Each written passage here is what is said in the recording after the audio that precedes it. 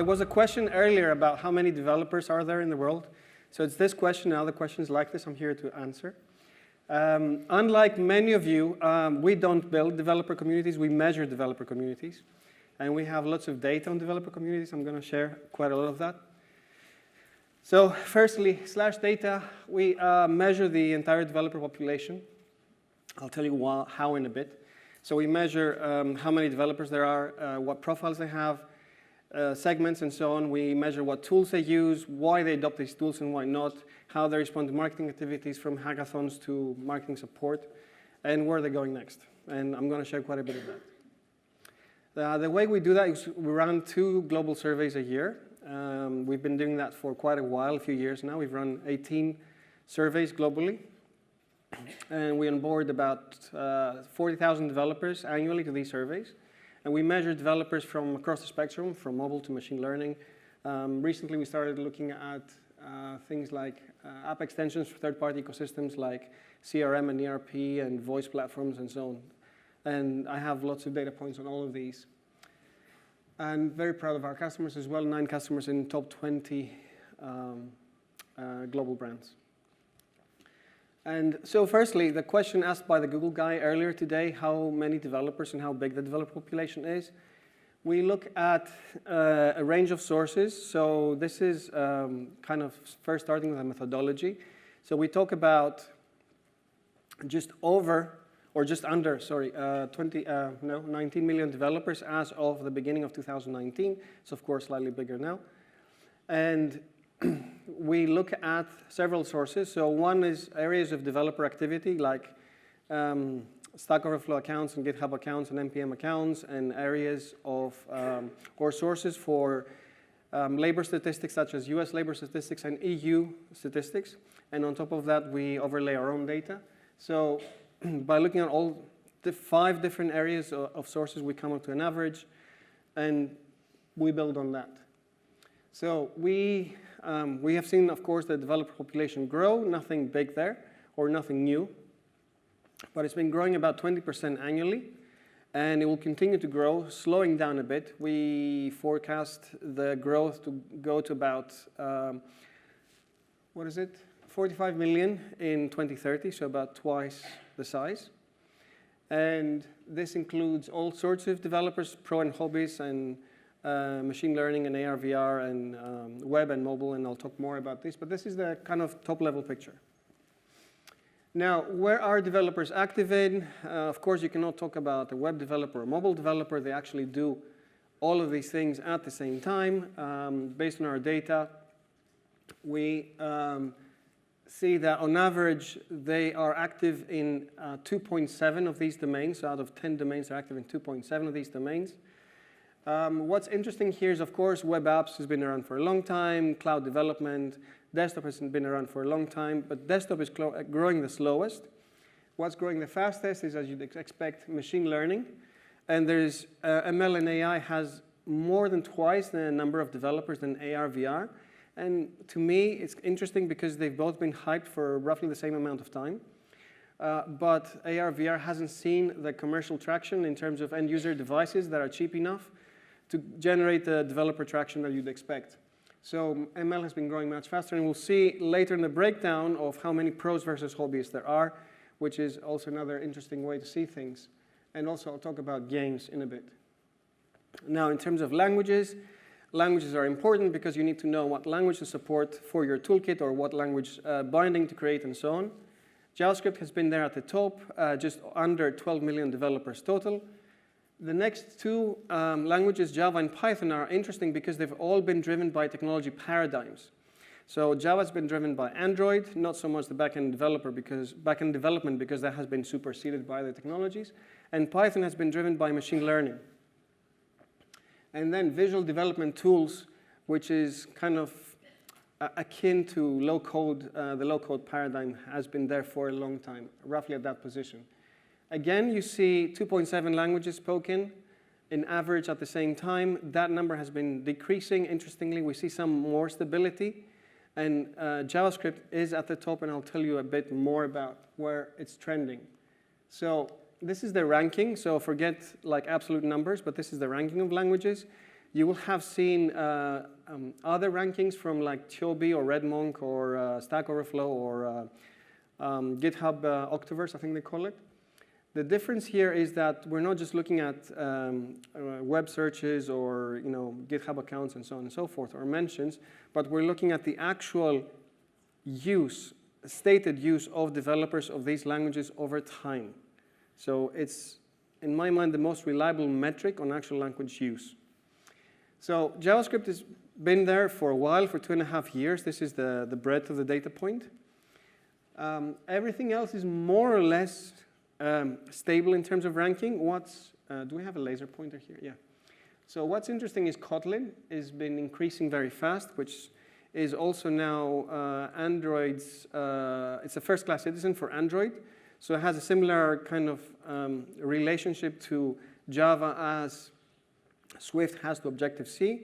And as we see here, Swift is clearly winning in terms of popularity, like number of developers speaking the language versus Objective-C. And interestingly for me, Lua, which was very popular in games and other applications, has gone down significantly. That's it for languages. Now, I want to look at how you segment developers, because developers, of course, there are 19 million of them, but they're very, very diverse, as is the human population and the people in this room. So how do you segment developers? And the more sophisticated your developer relations or marketing program is, the more sophisticated you will be in segmenting developers. So we run this survey not on developers, but on developer program leaders. This is the people who attend our Future Developer Summit, who are at the director and VP level, so kind of the decision makers in developer programs. This is a recent study from about 45 developer program leaders. We asked them, how do you segment your developer population? And of course, only a very small part, 11%, said they don't. But how do the others do that? So by target industry, by pro versus hobbyist, target audience, stuff you would expect. Now, there is a long tail here. Some of them I would agree with in using, some of them I would not, and I'll tell you which ones I would not agree with. So there's a lot of technology and commercial criteria in segmenting developers, and I'll tell you why we think this is not the right way to segment them. By the way, you'll get access to the slides. Don't worry about taking pictures. Technology has a habit of becoming obsolete. This is mobile technologies, which no longer exist. Also, a developer using one technology as a professional will use a different technology as a hobbyist. So, how do you segment them? Which bucket do they fit? Same thing applies to languages. You would use one language for one project, another language for another project. Also, again, for areas of involvement, if you look at are they a web developer or a game developer? Well, they're all of them at the same time, because this is only a very small percentage of developers who work in these domains exclusively. So they work in multiple domains at the same time. You cannot use that as a means of developer segmentation. Of course, you have a choice. We took the choice of not taking any single one, and we have, let's say, we're lucky to have the data on a very large number of developers every 6 months, and data across all of these metrics. And we chose these metrics here. So demographics, involvement area, industry, and so on and so forth. Decision making, which is very important. You can see the deltas if you factor developer decision making in. And then we did not include revenues or technology or language choices, as I mentioned, and I mentioned why. And we ran clustering analysis, and we developed a set of personas. Now, these are not universal personas if you run your own analysis, or if we run this analysis on your own developers, it will look different. But we run this on the entire developer population. We came up with 6 segments and colored these into 6 personas. And this is the ones we came up with. And again, this is unsupervised, so we didn't tell it where to look. We ran the clustering analysis. This is what it found. Young learners are those who are relatively inexperienced. They are mostly motivated by fun and sense of learning. If they work in a company, they work in a very small company. The young professionals are more motivated by money and business growth. Very little software experience. The middle standards is where you start to see developers getting more experienced. They don't have any experience in emerging sectors mostly mobile or desktop, and they will be motivated by money and business goals. Then you'd have the emerging extenders who are, and we call them emerging because they are interested usually in AR, VR, or IoT, or machine learning, not necessarily data science because there's a bit of a gap there. And they will work in teams up to 50 people. They do have commercial goals. And then where you get to the top pros, these guys are 35 and above mostly. They have titles like CIO, CTO, DevOps specialist, architect, and so on. And they have the largest influence in tooling decisions. And then finally, you have not necessarily hobbyists, but the loners, like those who work on their own or work in very small teams up to 5 people with just 1 or 2 developers at the most. Again, this is our model by taking the entire developer population with all the profiles and coming up with 6 segments. If we run it on a different type of the developer population or a subsegment, let's say AR, VR developers only, it will come up with a different result. But it's a way of, I think, reflecting on using clustering analysis on the developer population.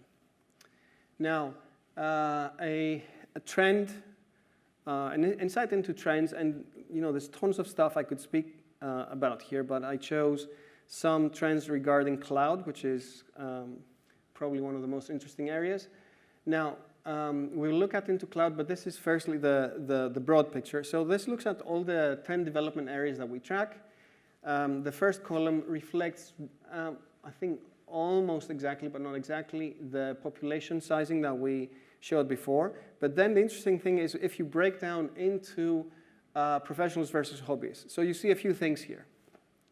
Firstly, backend and web apps is where you have the most professional developers. And hobbies there are an exception, which is interesting. Followed by apps for third-party ecosystems. Things like what SAP is for ERP, what Salesforce is for CRM, what Slack is for messaging systems, what Alexa and Siri are for voice platforms. So this is mostly pro-developer based. On the contrary, you have those which are mostly hobbyist populated. Things like games. Now, why so many hobbyists developing games? Because games is dominated by the AAA studios. They make most of the money, or if not all of the money, and everyone else is making a go at it, but only as a hobbyist, not having any serious revenue intentions or hopes. AR, VR is interesting. So AR, VR is one of the most hyped technologies still, and you see new devices coming out from Facebook and others, but still only a very small percentage of professionals. And actually 2 years ago when I was doing a similar presentation, it was at 20 and 80%, and it has just moved slightly up to 26 and 74. And this, in my mind, is the mobile paradigm which didn't take place in AR, VR, which is that in mobile we have now 2 billion devices plus, actually 4 billion devices, 2 billion Android. But the same thing did not happen for AR, VR. We didn't go into this mass availability of AR, VR devices. They're still computationally intensive. They're still expensive. They're not affordable. Developers professionally will not be interested until there is an addressable market of users to target. And we've seen that again and again. And this has not yet happened for AR, VR, but it has happened for machine learning to a much larger degree. And IoT, we look at it very differently. So if it's industrial IoT, many more pros as opposed to consumer electronics, things like smart speakers at home, relatively few pros compared to hobbyists. Now, let's look into specifically cloud. So for each type of development, we look at the types and which solutions they use, which technologies they use. So this is for cloud. Containers is unapologetically at the top, and it was number 2 until recently, so it surpassed DBaaS as the top cloud technology for cloud developers. All the sample sizes that you see here are fairly substantial. So this is 4,000 developers, and we update that every 6 months, followed by DBaaS and PaaS. And then you see the cloud orchestration tools, things like Kubernetes, is back here, but it will move up as given now that containers is number 1. Now let's look specifically at Kubernetes. I had one more slide because it's an important technology. I'm not showing all the data here. In fact, I was struggling to get the slide from the analyst team because they are very cautious on what's behind a paywall and what's not. So Kubernetes is number one here. It's the interesting thing here with this slide is that it's the only technology area in cloud where Amazon is not number one. And of course, this is in a sense vendor agnostic. Now, informally it was founded to avoid an Amazon monopoly. But now, of course, Amazon is building on top of Kubernetes and creating its own kind of variant on top. But it's the only, two things. It's the only technology area in cloud where Amazon is not number one, and that there is such a big difference between number one and number two. And of course, you also see very, very few, 10% of developers are not aware of what Kubernetes is. This is cloud developers specifically. Let's look at some other stuff. Globalization and how you, or if you should, globalize your program, and that means localize it globally. So firstly, the survey that we ran reaches all 4 or 5 major continents, so Americas, Europe, Africa, Asia. We have quotas to do that. We reach different communities. We reach over 70 different communities and channels, from paid advertising to partners, to actually help us get sample from all of these regions. We also run, again, surveys to developer program leaders asking, developers are out there. They have very different needs and wants based on their region, vastly different needs and wants. But do you actually change your program? Do you change your outreach? Do you change your support activities, the money you invest, and so on by region? Now, it turns out that half do and half don't. Now, that half that do are in very different stages. So 10% only localize content, which is the easiest thing to do. Another 10% has a centralized team, but they differentiate services by region. And another 19% have regional teams in place. Of course, this is the most expensive. You need a substantial size developer program, like in the 20+ size, to have regional teams in place. But for me, it's striking that half of developer programs don't have local strategies. Final bit for today is the marketing and relations side of developer programs. So we measure that quite a lot. So let me tell you how we measure that.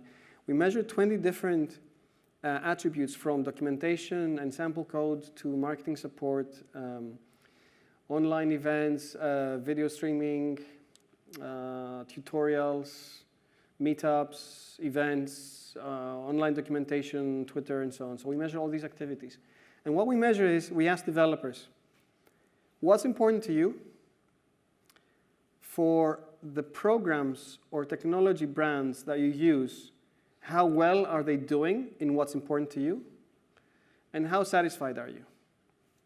And here's some of the results from that series of studies. So firstly, what's important? So for me, this is a key slide, because it says if you have X budget, if you have 1 million, if you have 10 million, you have $250,000, whatever it is, how do you split it? And this is what developers say time after time, what is important to them. And number one is going to stay there forever, is documentation and sample code. This is where you start. You cannot not have that. This is kind of the bread and butter of a developer portal when it starts. Integrations with development tools. We'll see a bit about that in a bit. Tutorials and how-to videos. This was number 4. Now it's number 3. And before at number 3, we had Stack Overflow and other answers in public fora. But it seems tutorials and how-to videos are getting better and better. I'll show you some rankings as well in that. And then the extended course, training courses, tech support, and official fora. Now let's look at how the developer programs, at least the big brands, are comparing. So here we look at something like 20+ brands, and we look at both East and West. We look at technology in terms of software and hardware. We have a varied mix. We measure 3 things. this is developer satisfaction, and this is a composite index. This says for the support activities you care about, like documentation or hackathons or events or meetups or whatever it is, how well are the programs you're using performing on those activities? So it's satisfaction for the things developers care about. It's not just a raw NPS. And then, how often are you using it? Like, are you using it daily, weekly, monthly, and so on? This is the engagement. And the bubble size, the adoption. How many developers are using any of these programs? And you see these bubbles there move over time. So this is as of 6 months ago data. Microsoft used to be at the top. Now it's superseded by Mozilla and Google. Mozilla, despite being sort of web only, it has been doing extremely well in terms of developer satisfaction because they are the role model, among other things, for documentation and sample code. They've been there for a while. Google, of course, very large organization, invested heavily in developer relations, no surprise. Specialized tools for game developers like Unity. You have clusters here, like big boys for Facebook and Amazon, however, who are not doing as well, and they have been in this middle cluster for a long time. Here you have some hardware companies, and you have some traditional enterprise companies like IBM. Twitter, of course, used to be much higher, but they rebooted their developer program. They started from scratch pretty much. And then you have some interesting companies here like Red Hat, who's now IBM. DigitalOcean has been doing extremely well and has moved up the ranks here. Another insight, I cannot show you all the data points here, but I wanted to show you how the programs differ. So here we have just 5 important of these attributes like DevTools. DevTools, you see Microsoft and another company here doing very well and everyone being far behind. Whereas information via newsletters, blogs, and social media, there's not much differentiation. If you ask developers how important is information via newsletters, blogs, they won't care as much. It's one of the lowest ranking. But everyone has it because it's considered like a must-have. But having best-in-class integration with developer tools is much more important, and as we saw before, it's one of the core attributes. Documentation and sample code, it takes a lot to get documentation right. There's many waves, many technologies, many kind of approaches to how you do documentation, all the way from classic like dry documentation to more peer support documentation. And certification is increasingly important, as we saw, again, big gap in how the programs are delivering it. So there's best-in-class leaders, but there's also very perceptible changes and differences in how the developer programs are delivering. I think that's done for today. That's me for today. If you want any of these data points, just email me. I'll send the deck over. We're also creating a deck for a few of these stats so you can embed in your presentations if you're doing a business plan or a marketing plan or just want to present at a conference. That's it for now. Thank you.